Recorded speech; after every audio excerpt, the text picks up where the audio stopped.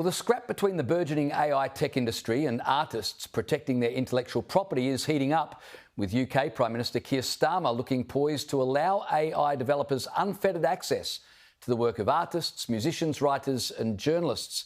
Here was Treasurer Jim Chalmers' take on it all today.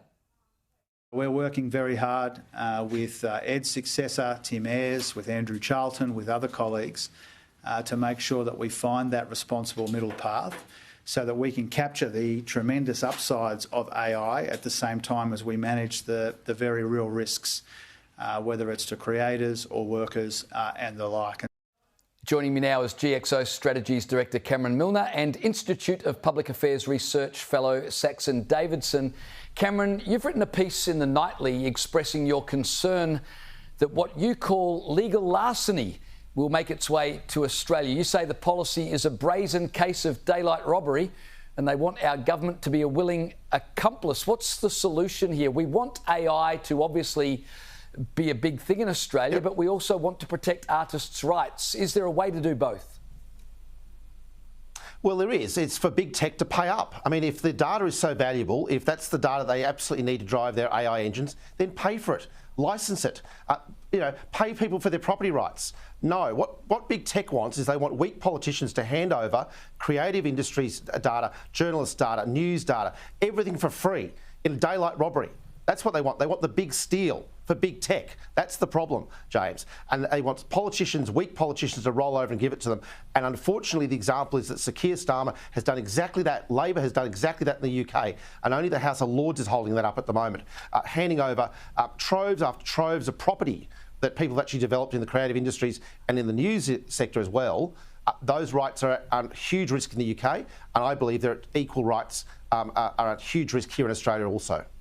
All right, former Tasmanian Greens Senator Bob Brown has made a rallying cry against the Albanese government's planned 1 billion Robbins Island wind farm, promising to mobilise protests unless the government backs down. Bob Brown said today, besides subsidising the slaughter of Tasmania's native forests and wildlife, backing these destructive but unnecessary projects in Tasmania means Albanese and Federal Environment Minister Murray Watt will bring on the biggest public confrontation with environmental defenders here since the Franklin Dam. Saxon, this is probably the first time I've been on the side of Bob Brown, but will he speak up against all the other wind farms or only this one that's in his backyard?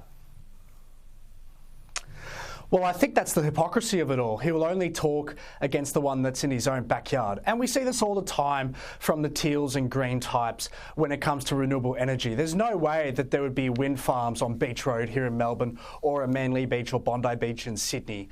They pack them away in the Darling Downs or Queensland and Western Victoria or in the central west of New South Wales. It's the biggest hypocrisy of them all. And Bob Brown is one of the most notorious environmentalists and renewable energy pushers in Australian history, at least in the last 30 or so years. And as soon as it's in his backyard in Tasmania, it can't be here. It has to be somewhere else because it affects Tasmanians. Well, these wind factories affect other communities as well. I don't see Bob Brown standing up for them. Yeah, I look forward to Bob Brown travelling the length and breadth of Australia campaigning against all these wind farms. Just quickly, President Donald Trump has taken control of Washington DC's Metropolitan Police Department, deploying the National Guard in an attempt to crack down on crime. And even America's left-wing ABC news anchor confirmed that crime is indeed out of control in DC. Have a listen.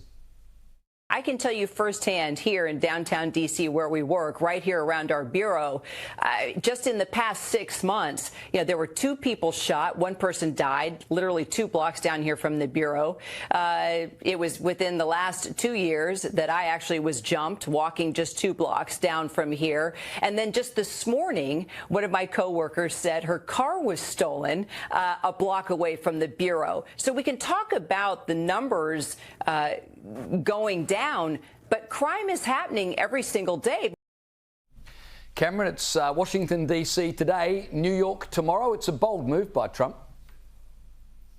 Well, I was actually in the White House 25 years ago, and DC was a criminal organisation then. It was terrible. I mean, there was a section between the White House and DuPont Circle that was safe, and we were told never to leave that area because DC was lawless. It was the murder capital 25 years ago of the US, if you can believe that. So no, I think I'm not a moment too soon. Let's clean up the nation's capital. If that means putting the National Guard on the streets because the cops can't do their job, let's just do it. Let's clean up DC. Saxon, I'm just wondering if there's viewers watching in Melbourne who think, bring Donald Trump to Victoria. Well, one could only hope so. But the backlash from the left that you've seen in America is so typical of what you see from the left when it comes to crime. Trump won on a mandate which was very much based on law and order, cleaning up America, and making sure that community safety was at the forefront of what America's politicians were focusing on. And this backlash that you see from the left in America is exactly the same as what you see the left here in Victoria, especially in Melbourne. Violent crime is up. The city has never been dirtier. And all of a sudden, we got the Lord Mayor focusing on the real issues, such as indigenising the calendar and making six seasons. Give me a break. Crime and law and order is more important now here in Melbourne than ever, and there just seems to be no attention paid to it. Yeah, absolutely. Although, Cameron, I suspect that there may well be a few elites in Washington who talk soft on crime, but are privately quite happy that Trump's doing something to clean up the streets. I've got 15 seconds. Just give us a quick comment on that. Oh, look, the good Democratic burgers in Georgetown will be very, very happy it's safe now to travel around DC because of Donald Trump. Indeed. Gentlemen, thanks for your time tonight. Really appreciate it.